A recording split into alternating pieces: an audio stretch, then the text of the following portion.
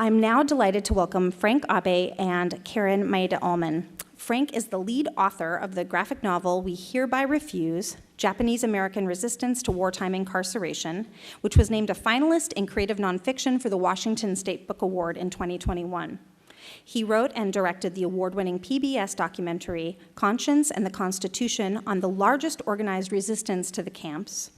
Abe won an American Book Award as co-editor with Greg Robinson and Floyd Chung of John Okada, The Life and Rediscovered Work of the Author of No No Boy, in which Frank authored the first ever biography of Okada and traced the origins of his novel. Abe and Chung are currently co-editing The Literature of Japanese-American Incarceration, which is due in May 2024. I think we're going to hear a little bit more about that toward the end of tonight's program.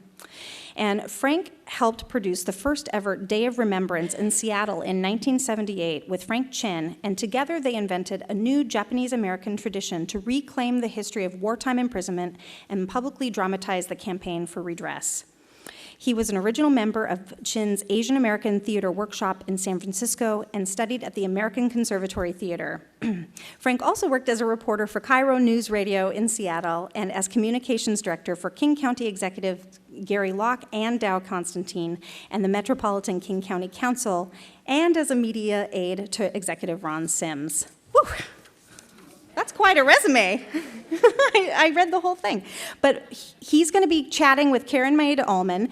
Karen is a longtime bookseller. She's been a bookseller for over 33 years. 23 of those were as author events coordinator at Elliott Bay Book Company. I'm sure many of you know her. And she's currently an assistant agent at Wales Literary Agency. Karen also worked as a nurse and a nurse educator for more than 20 years as well. So please help me welcome Frank and Karen. When I first moved here from Phoenix, I had not had a lot of access to books by and about people of color, including Japanese Americans or Asian Americans, and I had a lot of catching up to do. So No No Boy and also Monica Sone's Nisei Daughter were a couple of the first books by Asian Americans I had ever read. And the time was very different. There was a real interest in particularly the work of women, but also more work by people of color in the, I'd say, 90s to the 2000s. Authors like Gloria Naylor, J. California Cooper, Maxine Hong Kingston, and Amy Tan were publishing their books. I didn't know that the interest would peak and then fall for a bit. And now we're in a period, I think, where there's a kind of a new renaissance and new interest now. So I have this memory of standing at 2nd and Main in Pioneer Square and thinking, this used to be the edge of Japantown back in the day, before World War II. And also, this is the spot where Ichiro from No No Boy got off the bus. And the book in that minute became that much more real to me. And when I was working at Elliott Bay when we were in Pioneer Square, I often thought about John Okada and also about Monica Sone. And also, I started talking about these books to customers, some Japanese American, many not. And at that point, we were also working at Densho, with Densho, the Japanese American Oral History Project. And one of our first events was with the scholar Eric Mueller, who wrote Free to Die for Their Country, the story of Japanese American draft resistors in World War II. And at an event with Dr. Mueller, Gina Katsu, who will figure in the story later on, was there. And his brother, it turned out, was one of the models that for a character in No No Boy. So this, I think, really, this book, No No Boy, really, I think, opened up the conversation for both within the Japanese American community and also beyond. And I think there was a lot of curiosity. I didn't really know much about John, and I think that's where Frank Abe comes into the story, because you've done some considerable research into both the book and also John Okada's history in Seattle. And so tonight I want to focus to show how his writing kind of grew from his adolescence here in Seattle through the events of wartime incarceration, military service, and post-war resettlement, and how that all fed into his writing of what I like to call the great Japanese-American novel. As Stesha mentioned, John was born. Well, first of all, I want to thank the Seattle Public Library and our partners for, sponsoring this event, this series of programs, because it is John Okada, as you'll learn, was never recognized in his lifetime and died believing his work was, lost and ignored. And to have his centennial recognized here in his hometown with all the Times articles and so on, it's just really, I think, meaningful for all of us to have that as a shared experience. But this is where he was born 100 years ago, 4 days ago, in the hotel that his parents managed above the Merchants Cafe, which still stands on 1st and Yesler, down in Pioneer Square. Stesha mentioned September 22nd was his birthday. His birth certificate establishes he was born on September 2nd. And I make that point because you go online, read other books, it all says September 23rd. And this is like a thing that's been repeated over the years. That's what's on his gravestone at Evergreen West Shelley's, 23rd. And that had to be, as I learned from my research, a mistake on his death certificate, no doubt made by his grieving widow at the time. He grew up in a typically hardworking immigrant family. From the left, his mother, Takayo, his brothers, Roy, Frank, and Yoshitaka Robert, Arlene, his baby sister, and there's John next to his father, Yoshito. He attended grade school at Bailey Gatzert when it was located at 12th and near the 12th Avenue Bridge on the way up to Beacon Hill. This is him in the dark shirt and bolo tie. Wow, all the other boys are in white shirts and ties, and John didn't get the letter or something. Very happy looking. Next to his friend, Frank Ashita. This is the site of what's now Seattle Central College, of course. But in 1941, it was Broadway High School, right? And at the time, the student body in 1941 was 1/4 Japanese American, Nisei, or second generation Japanese American. Shy, retiring, but industrious is how one teacher described him at the time. He was elected class officer and made honor society 3 times in a row. The family was operating the Yakima Hotel on Maynard Avenue just south of Dearborn when the Japanese Navy bombed Pearl Harbor in 1941. With us tonight in this audience is someone whose family operated the Yakima Hotel, I believe after the Okadas did. Nellie Fuji Anderson is here, and her family operated the Fuji Hotel, the Yakima, and the Pacific Hotel, which he later lived in after the war. Throughout Seattle that night, though, after Pearl Harbor, word spread throughout the community of Issei men, community leaders being arrested at their homes and taken away by the FBI. Okada was 18, had just started at the University of Washington.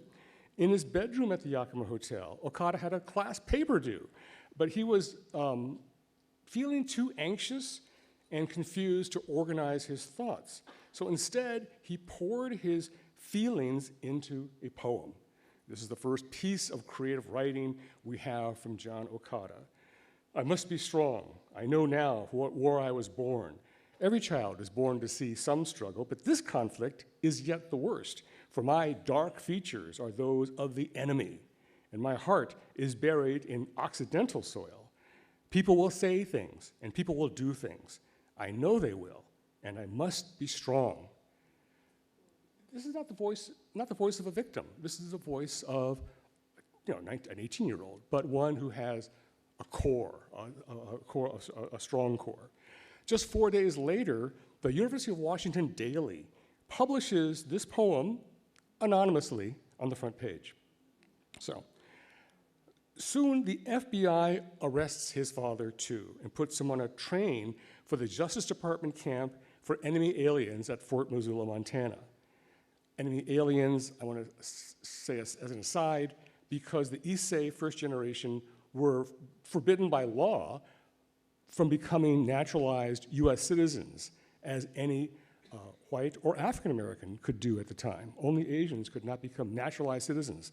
So because of that, paradoxically, when war breaks out with an enemy who shares the same race as the Issei, they are regarded as enemy aliens because they're not citizens. but they can't become citizens. Okay, paradox. He's taken away, and of course the family is rounded up with 7,000 others from Seattle and forced into what looked like chicken shacks at the Puyallup Fairgrounds, Puyallup Assembly Center. Family's first priority, get the father back together with the mother. And as the writer in the family, Okada writes this urgent letter to one of their boarders at the Yakima, asking him to vouch for his father to the Attorney General. Give your honest opinion about him. Several men have been returned to their families in this manner. It may be that your letter will result in the happiest moment of our lives. This is the second piece of writing we have from Okada, and it works because as their father is released from Montana and allowed to rejoin them in another concentration camp, Puyallup, another prison, and he arrives at Puyallup just before the entire camp, everyone from Puyallup is moved to the permanent incarceration camp at Minidoka, Idaho. And there, Okada gets a job as a waiter in the Block 28 mess hall. What's interesting, though, is that he only spends 3 weeks in the permanent war relocation center at Minidoka before he finds a way out. There's a program that to get Nisei students out of camp and into colleges in the East and Midwest. And Okada gets accepted to a junior college in Nebraska, along with 2 schoolmates there, Roy Kumasaka and Frank Ashida. Spent a year there in Nebraska. After their year is up, and with talk of the military draft being reinstituted for the Nisei who are still back in camp, these 3 guys figure the only way for them to stick together is to enlist in the Army. And they choose the Military Intelligence Service in the Army at Camp Savage, Minnesota, to study as Japanese interpreters. And John excels at Japanese from his studies as a child, so he's put on a ship for Guam, island of Guam in the Pacific Ocean, with the Army Air Force's 8th Radio Squadron Mobile, nicknamed the Flying 8-Ball. On Guam, he volunteers for an elite team that flies 24 dangerous missions over the Japanese coastline to intercept radio signals. So this is the experience in the preface to No Boy, the novel, where his job is to crawl into the belly of a modified B-24 bomber, put on a pair of earphones attached to a high-frequency set, and jot down air-ground messages spoken by Japanese pilots to radio shacks on the ground. These 10 volunteers earn the name the Flying Nisei. What's important here is that from the plane, high in the air, John Okada witnesses the nighttime firebombing of Tokyo, and which is the slaughter of thousands of civilians, tens of thousands of civilians on the ground. And so the horror of nations fighting in war comes out in the language of his novel, No Boy, later. After the war, Okada serves briefly in Tokyo as a translator with the occupation, and I was in Japan about 4 years ago, and I couldn't resist searching for the site of this photograph. And with the help of some friends, we found that Okada was standing on the Edobashi Bridge, a famous starting point of ancient Japan's extensive network of roads from Tokyo to Edo. So there's Okada in 45, and the Edobashi Bridge, still there. After the war, John returns again to the UW, and with his GI Bill, he takes courses in creative writing. He writes a 1-act satire about his occupation service called When in Japan. The captain wasn't too sharp in diplomacy, satire of his, perhaps of his leaders back there. And his professor at the UW, George Savage, accepts it for a workshop production called 4x4 at what's called the Tryout Theater. And Okada plays one of the parts too. And this is a still from a different show. It gives you an idea of how small that space was, the Tryout Theater, 55 seats, how close the actors were to the stage. And this was a theater at Northeast 42nd, just west of University Avenue. Okada publishes this play and 5 short stories in a new Seattle Nisei newspaper called the Northwest Times. One of them, What Can I Do, features a character who walks with a limp, much like the one-legged veteran of Kenji and No Boy. Now, this is a moment after the war that when every Japanese American with a creative bent could see that they had just lived through the stuff of an epic novel, could be a great movie. The mass migration of 125,000 people removed from their homes, mass incarceration in concentration camps, deep divisions within those camps over a succession of demands that are made upon them by their government over loyalty questionnaires, voluntary or compulsory military service, repatriation or expatriation to Japan, renunciation of your citizenship, stockades, a prison within a prison at Tule Lake, self-deportation from the US to Japan. And all this ends with another mass migration of resettlement to the East and Midwest, not coming back to the West Coast, not coming back to Seattle, but going to, I was born in Cleveland, Ohio, right? For no good reason other than my father got a job from Hart Mountain in a factory in Cleveland, Ohio, for crying out loud. Bill Hosokawa, the writer, talked about what a great novel this experience would be. Capture this in a book somewhere. James Omura said the same thing. Larry Tajiri said the same thing. The great Nisei novel they envisioned. But John Okada, who wanted to write the great Nisei novel, missed most of that experience because, as I say, he was in the MIS, and then he was in the Pacific. So he needs a way to catch up on all that he missed. And he finds it in this guy, who lived next door to his family's new hotel, the Pacific Hotel on South Weller, Hajime Jim Akutsu. Maybe you know him. Maybe you knew him over there. A lot of folks here may have known him. Jim has the same resume as John, in essence. Same schools, same camps. Both fathers arrested and taken away to Fort Missoula. Jim's for 2 years, as opposed to 3 months for Mr. Okada. But where Jim's story diverges is where he, in camp, refuses to be drafted from inside an American concentration camp on principle. So John Okada takes Jim out eating at places in our Chinatown here in Seattle, places like Tai Tung, and drinking at private bottle clubs like the Wame Club. Some of us in this room, again, may have known Jim and remember how Jim loved to talk. He loved to talk. And Jim says he spilled out his story to John Okada and saw that John was scribbling notes as he spoke, so he knew he was being interviewed, for something. John also sees two other things. He sees that Jim Okutsu's mother has succumbed to the belief of a cult in Brazil called the Shindo Renmei, the Kachigumi, the victory faction, which insists Japan won the war, didn't lose, headlines are fake news, and is sending ships to rescue the true believers and take them back to Japan. Jim's mother also suffered social ostracism from her church women at Seattle Nichiren Buddhist Church, as a matter of fact, because of her son's draft resistance. 2 sons, Jim and Gina Kutsu, both were draft resistors. And because she was told not to come back to church anymore because your sons were draft dodgers, and combined with other mental stresses, she, trigger warning, took her own life at Harborview Hospital, not unlike the character in the novel itself. I see that some people asked me to sign books here before the event. We have the graphic novel. I wrote a graphic novel, We Hereby Refuse, Japanese American Resistance to Wartime Incarceration. Jim Okutsu is one of the 3 main characters in this graphic novel. So there is that for you. And in the graphic novel, I was able to put in a cameo for John Okada talking to Jim Okutsu, Jim Okutsu over drinks at Tai Tung. So that was a little Easter egg was fun to put in. So at this time, Okada also confides in a friend that he wants to write the great American novel. His friend goes, don't be silly, don't be silly.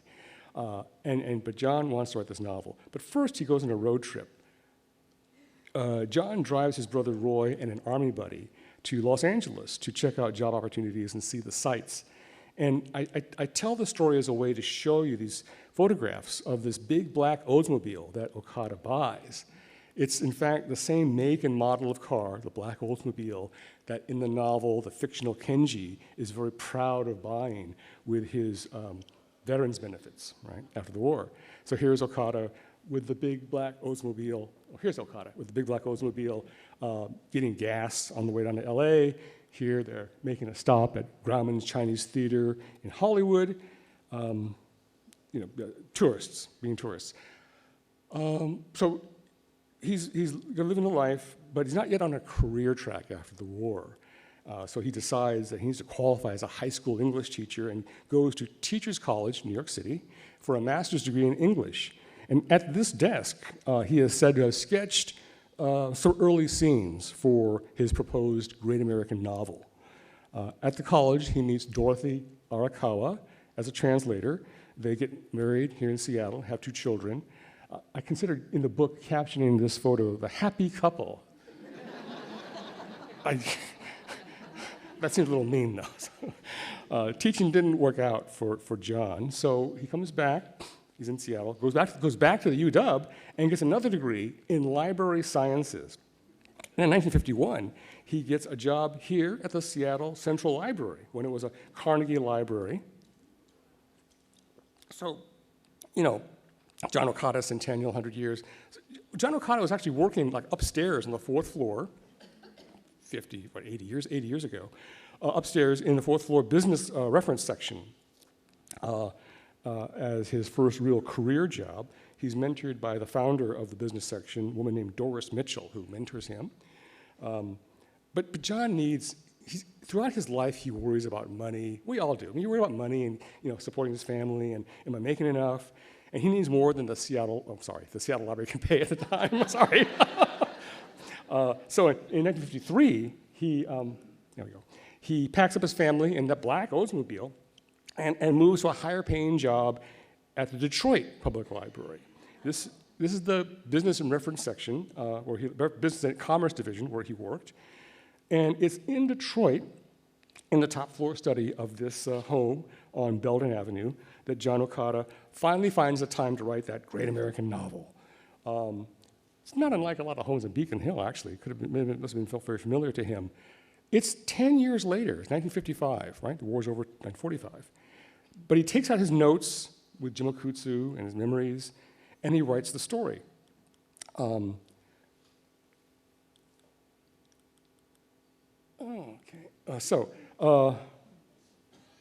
Nono Boy is not the story of his family's experience in camp or of his own military experience.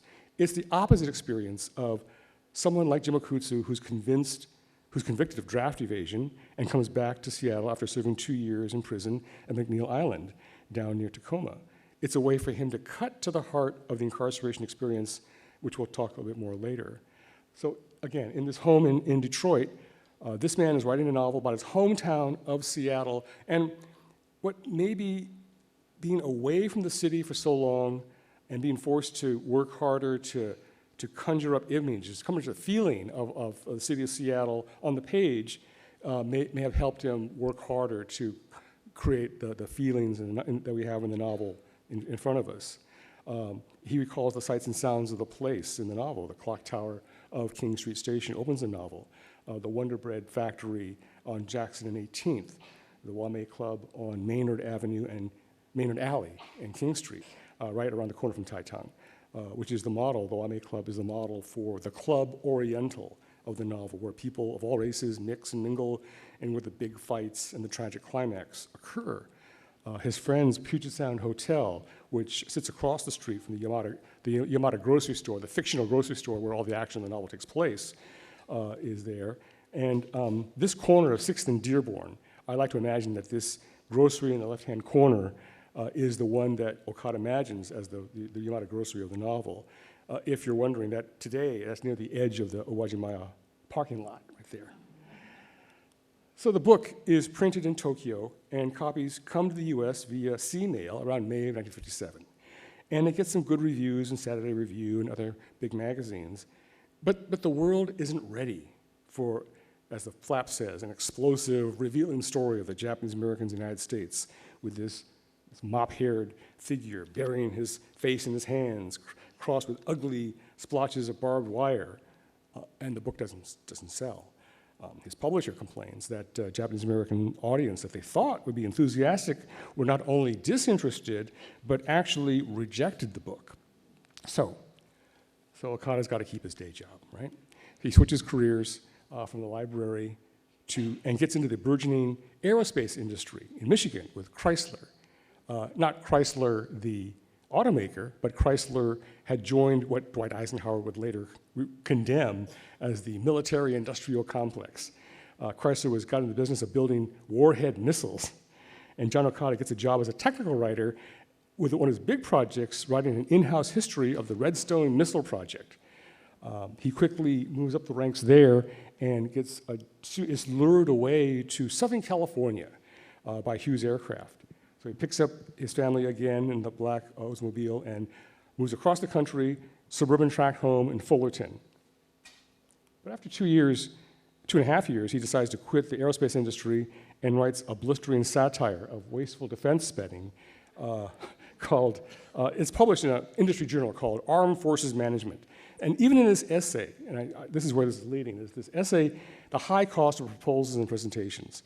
The writer in John Okada cannot resist telling the story through characters he invents, like the blustery Mr. Blunt, who prints 200-page brochures and widescreen slides and tops it off with feature-length film featuring dancing girls. But then they have to junk it all, of course, when they don't get the big defense contract. John's son says this article was cited in Congress in an investigation of wasteful defense spending. It may have had an effect. In this article, Okada writes another satire, this one criticizing the practice of engineers being promoted and put in charge of units that are way beyond their expertise, the technocrats of industry. And he writes this one under the pseudonym of John Hillfield. Name Okada translates as Field of Hills from Japanese, Field of Hills, John Hillfield. And he didn't draw this cartoon, but this kind of captures the kind of overwork expected of company men in the 1950s. In a resume, he writes, I do not mind working under pressure or digging my way out from under a mountain of material. No objections to overtime, homework, or disrupted vacation plans. And in fact, I spoke with a coworker of Okada who was shocked that they're working late on a contract bid, and Okada casually mentions that his son is graduating high school that very evening. This friend is appalled and says, well, my God, man, you should be there with your family. And John says, no, my first responsibility is to get this proposal in. He also missed his daughter's graduation, high school graduation, by the way, too. But Dorothea said, well, that was Dad. He worked all the time. In one final job move, Okada fulfills what he had come to entertain late in life as a dream job and joins a commercial advertising agency, the image back then of Madison Avenue. And he writes advertising copy. It turns out that John Okada becomes a chain-smoking 1960s Nisei madman. They've written the copy for Tide detergent and Gleam toothpaste. We don't know which particular ads he wrote, but these are the accounts held by the agency that he worked for. And the reason I'm showing you all these writings and jobs and ads is that because all throughout these years, after No No Boy is published, from 57 to 1970, about 13 years, John Okada's been trying to write his second novel. He was finally making good money from advertising and could move his family to a bigger home in South San Gabriel, where Dorothy could have a backyard to raise chickens and plant trees. He could improvise an office in the backyard next to his big barbecue pit. And I really should have gotten a better picture of this tiny office, that white structure there, which is on the left here, on the right is this white building, and on the left here, that's the same window, an uninsulated shack in the backyard with a space heater. But this is where he worked on his second novel. In a letter, he said, I am now at work on a second novel, which will have for its protagonist an immigrant Issei in the United States. This is a story which has never been told in fiction, and only in fiction can the hopes and fears and joys and sorrows of people be adequately recorded. I feel an urgency to write of the Japanese United States, for the Issei are rapidly vanishing, and I should regret it if their chapter in American history should die with them. John's wife, Dorothy, helped him collect magazine articles and books for his research on the Issei novel. Fun fact, I actually typed up this interview transcript for 50 years ago. I typed this up, typewriter, that's all, X marks, and no whiteout, in San Francisco for Frank Chin and Shawn Wong as for the combined Asian American Resources Project known as CARP, which you'll hear about later, CARP. So in this interview that Frank and Shawn and Lawson did, Dorothy relates how she saw a manuscript what she called a very, very rough draft.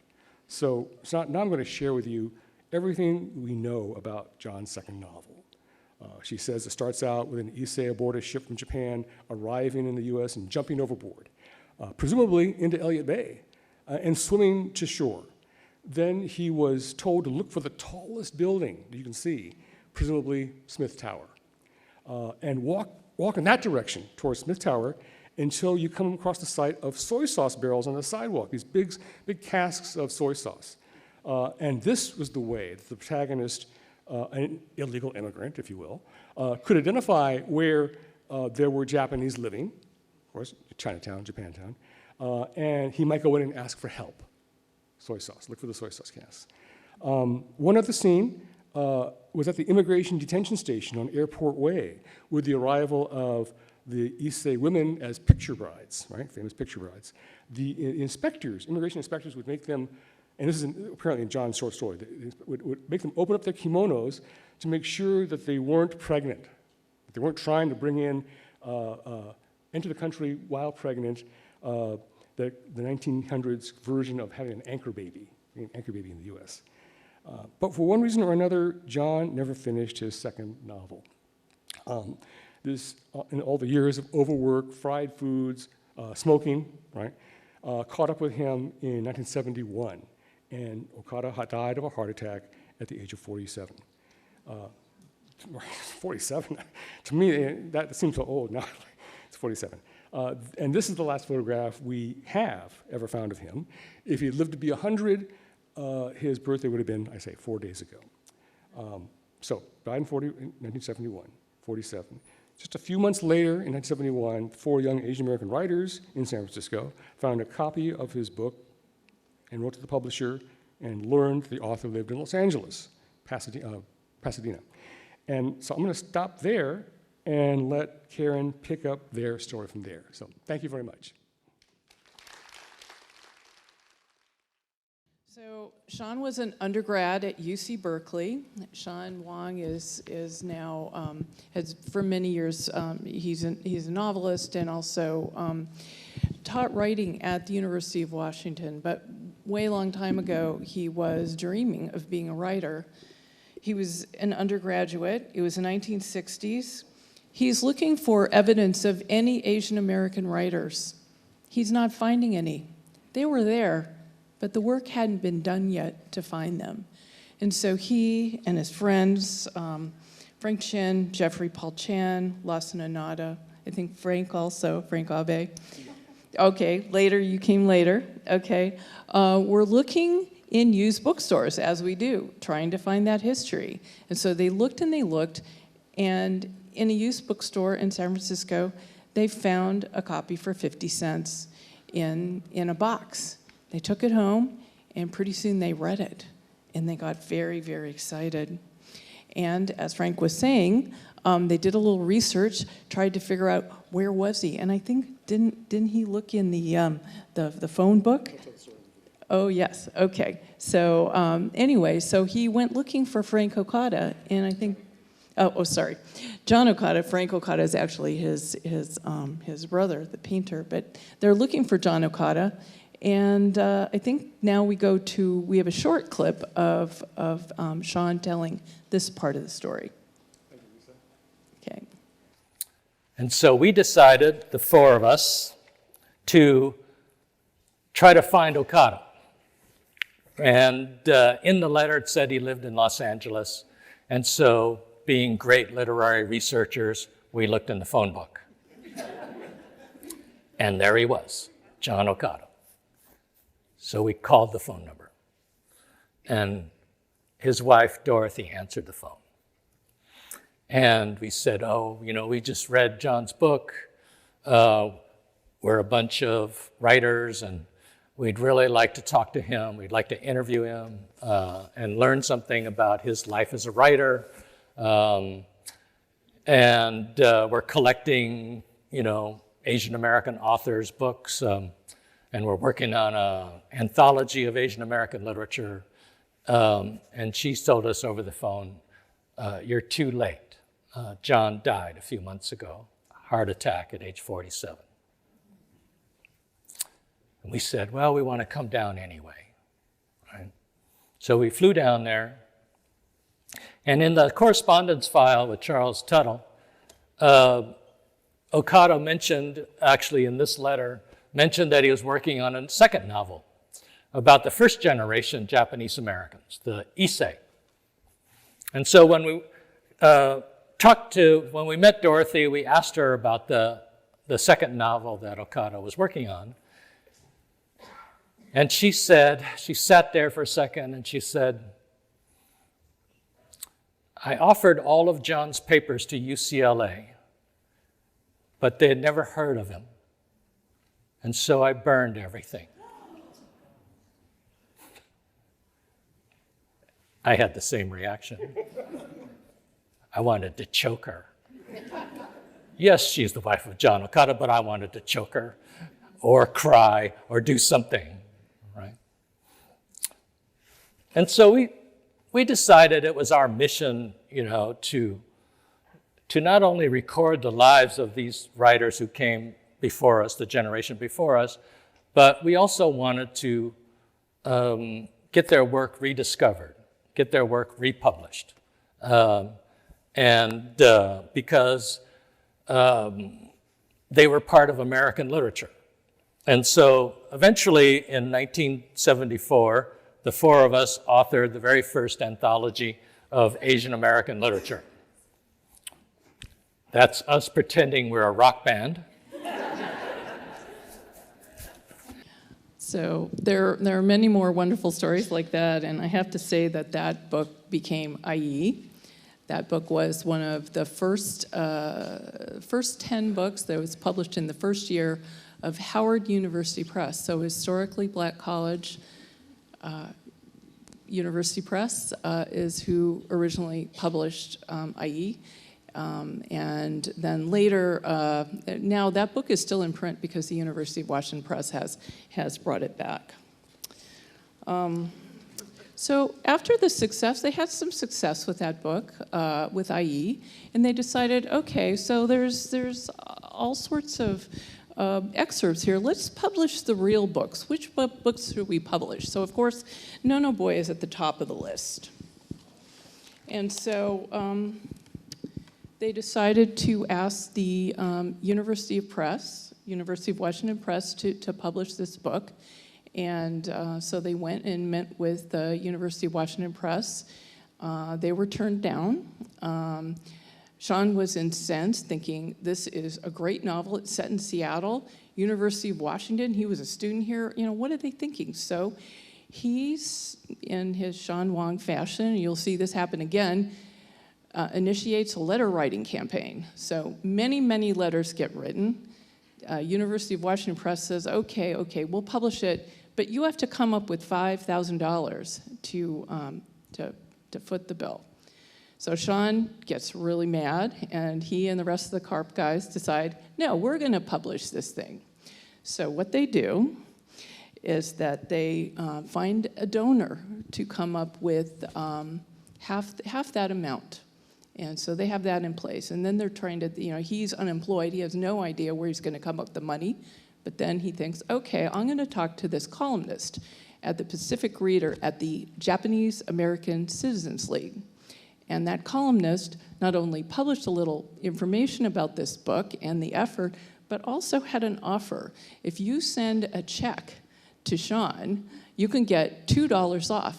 And so you're getting a pre-publication offer.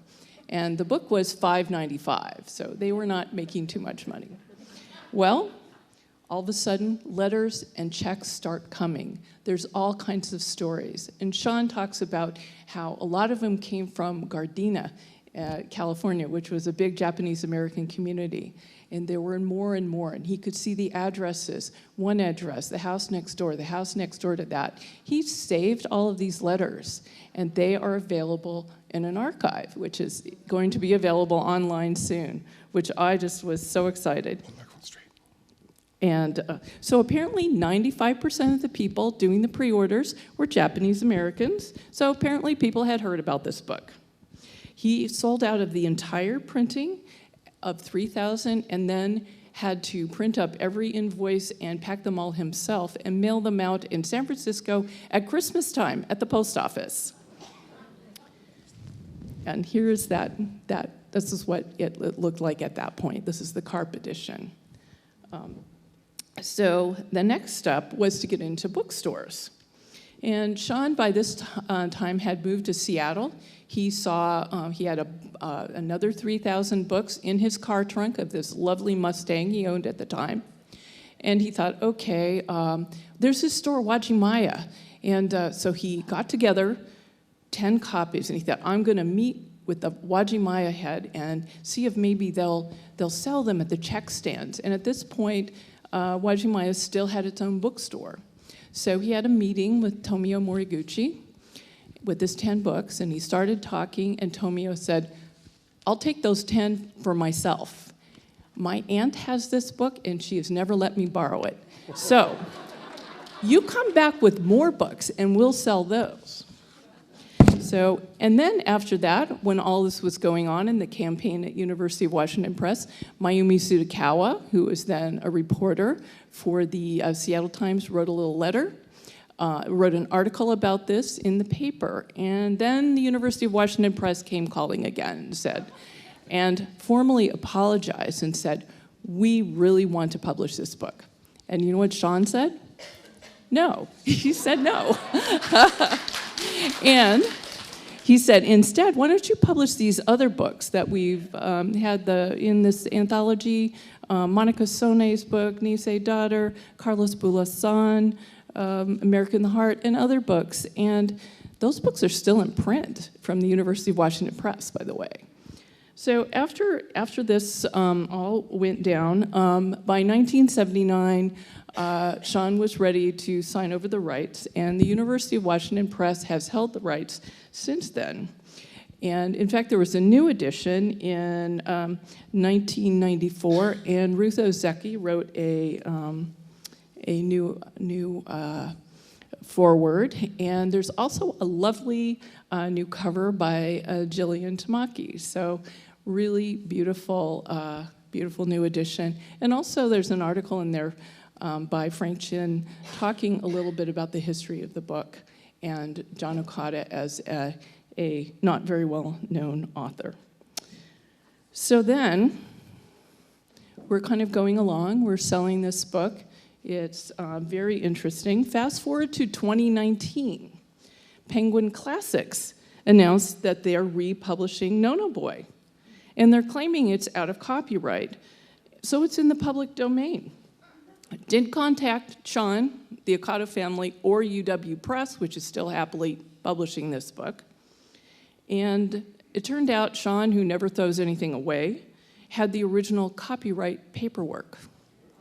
So he met with the University of Washington Press, and then it was decided that whereas, there's this Penguin is one of the largest publishers in the world, behemoth versus the small University of Washington Press, that maybe the best tack would be if, say, Shawn, a private citizen who did not own the copyright or anything, if he started a campaign. And so once again, he started writing, but this time it was 2019, so he went on Twitter and Facebook.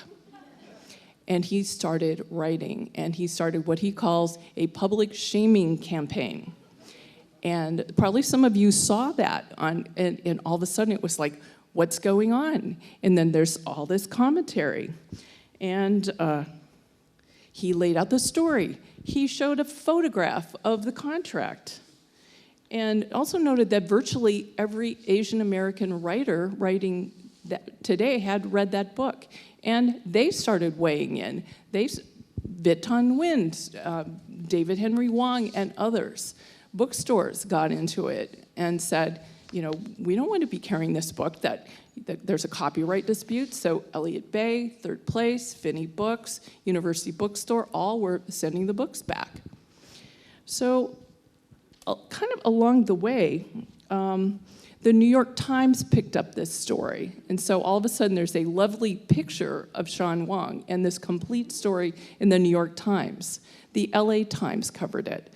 Moira McDonald's coverage in the Seattle Times was on the front page.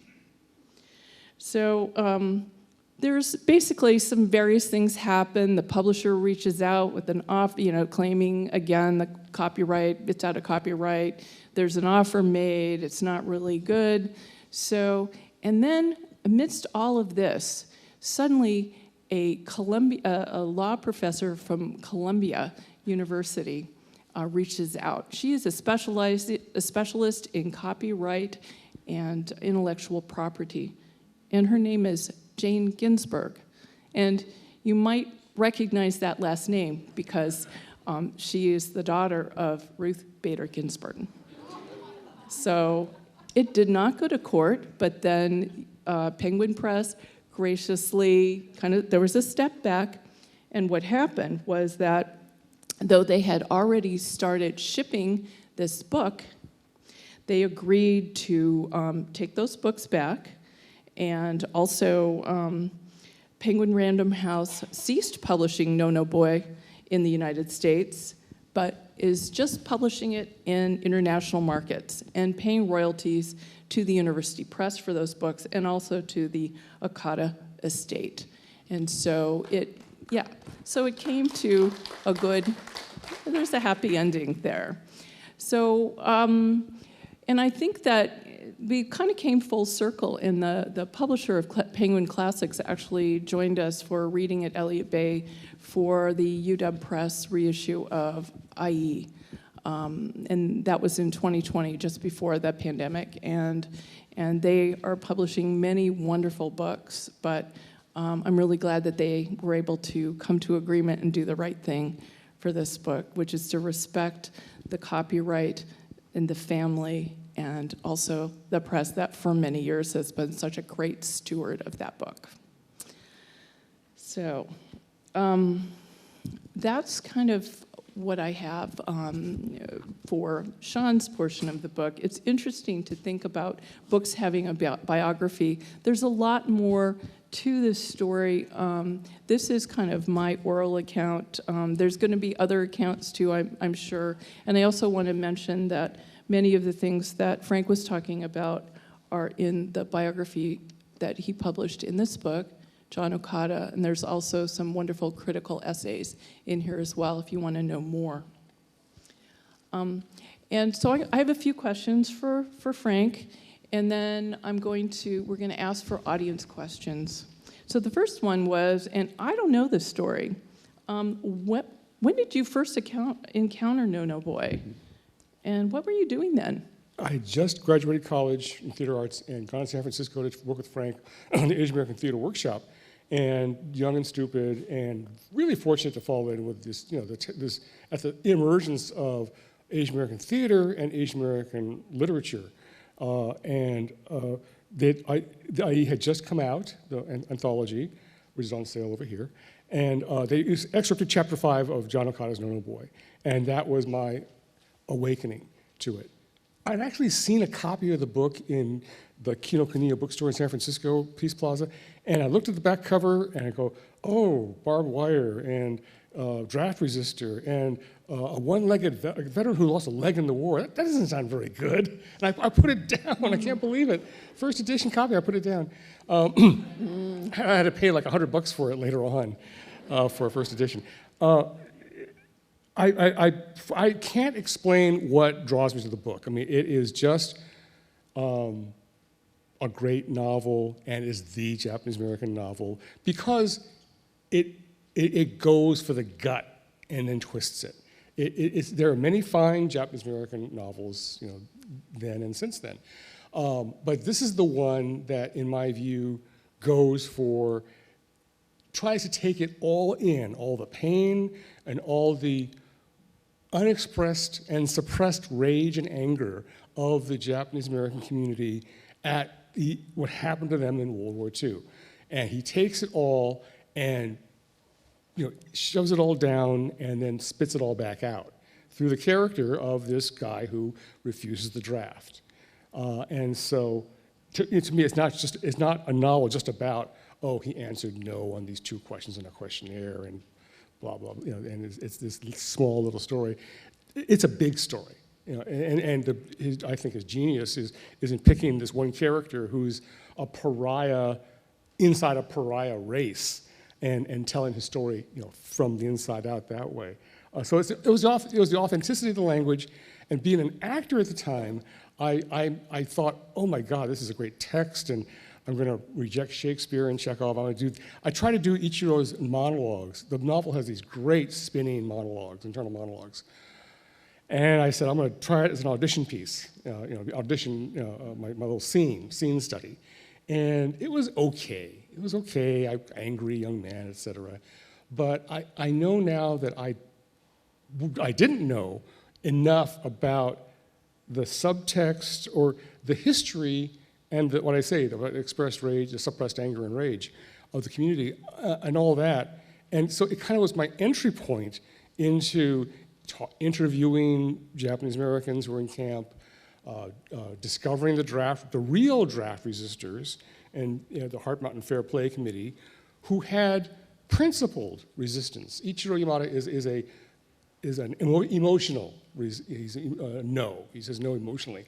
There were guys at Heart Mountain who refused to draft on principle and said, we are going to bring a test case into court by saying no, breaking the law, get a test case, give us back our rights and our freedoms, and let our families go back home. We'll be happy to serve. But we're not COs or Jehovah's Witnesses. We will serve if you give us back these rights. It was a transaction. And that's not in the novel. So I made a film about them. I made a film 25 years ago about them. Wrote the biography. Wrote the graphic novel. And so now I feel like I understand that monologue. I understand what's behind it, how to express it, and but that was my entry point. Yeah.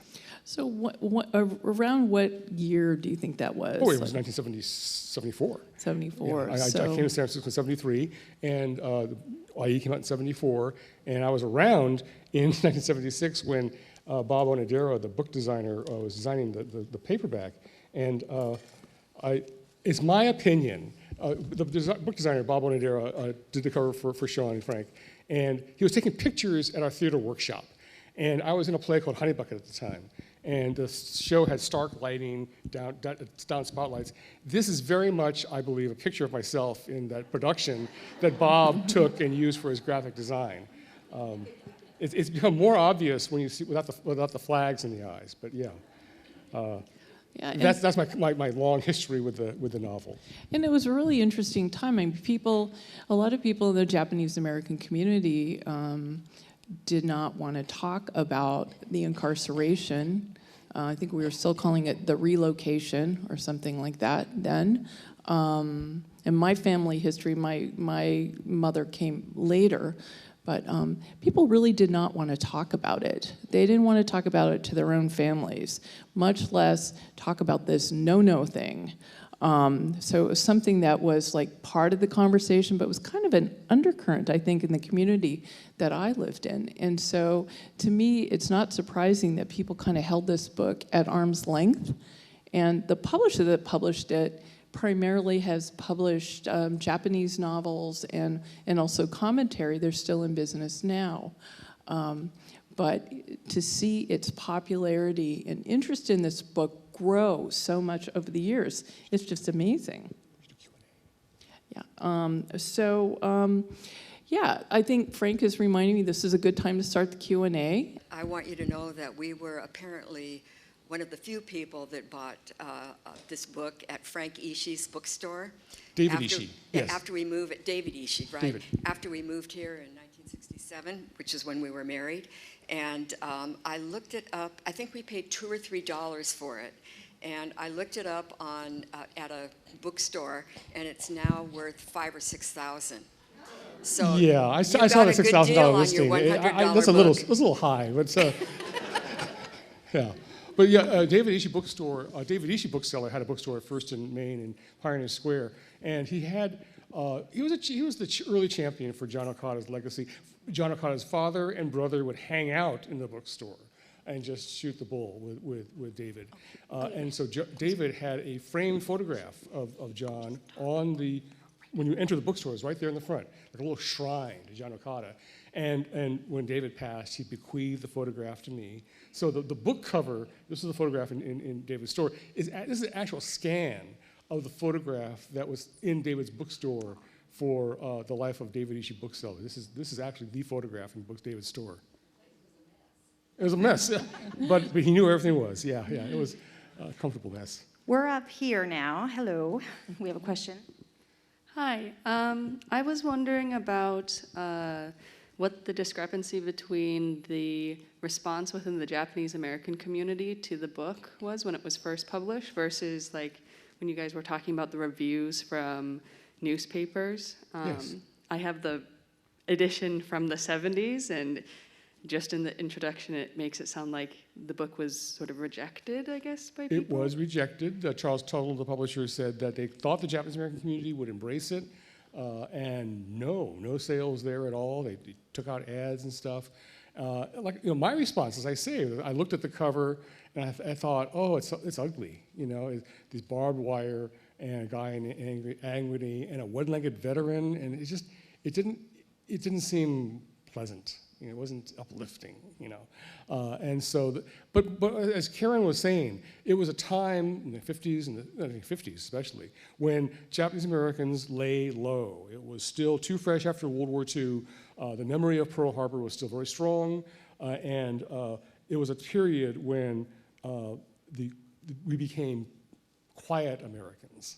The model minority, the upwardly mobile. People who could be held up by the white majority as the example that African Americans should aspire to. They suffered all these terrible things. They lost everything in World War II, but they've come back and they succeeded because they've pulled themselves up. You should be more like them, you civil rights activists. Like the Japanese, they're quiet and they're nice and they're law-abiding and they don't make trouble. And that was what we had to live with at the time. So a book like No No Boy just didn't fit that culture at the time. Hi, there's a play that was on Broadway that I think has also been in London, Allegiance. Yes, Allegiance. Is that connected in any way to what research you've done and Well, it's a ripoff of my research. Mike Masaoka as the antagonist. The JCL is directly in the musical. If you Google Allegiance on Wikipedia, you'll find that I am the only Japanese American critic who's named in Wikipedia as criticizing all the little details in the play, how they couldn't have guns inside the barbed wire, how if a Quaker nurse had been spoiler alert, if a Quaker nurse had been shot and killed by a guard inside Hart Mountain, it would have made news and it wouldn't be covered. It wouldn't be a surprise to the protagonist 80 years later, and they're shocked by the fact, oh, she was shot and killed in camp? How? You never told me. Come on. It was a ripoff of every. It was a ripoff of Farewell to Manzanar, of my film, and just everything else down the line. It was not, as I said, authentic. It was a travesty, and people said, well, Asian American actors getting jobs. You're telling the story. Your story's not getting out, so why you shouldn't begrudge these guys? They're getting the story out. Well, history matters, and a correct history matters, in my opinion. And they were spreading a false version of the incarceration camps. You can tell I'm pretty mad about this still. And so, no, Allegiance, no thank you, no thank you. George Takei, however, is a fine fellow. He provided a voice narration for my film, Conscience of the Constitution. He provides a voice, and he was an early advocate for the Hart Mountain Draft Resisters. And so I believe he was used as a frontman by the book writers who produced the play, and he went along with it because why not?